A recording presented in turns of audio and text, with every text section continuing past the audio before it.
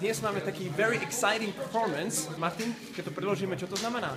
Veľmi zaujímavé vystúpenie. Presne tak. A dnes robí záskok Peter Makranský ako za Ondra. On bude hrať Adamko. Cítim sa ako vážnym športovým výkonom. Odišla Ondrovi platnička a ja budem hrať jeho postavu, po čom som vlastne vždy túžil. Takže sa na to teším. Nechcem nič zakriknúť, ale na skúške išiel perfektne. Zajtra to bude vo všetkých novinách. A teraz poďme všetci na javisko. Povedal som všetci. Ciba, to spravil šéfo, že tu po nás vyskakuje.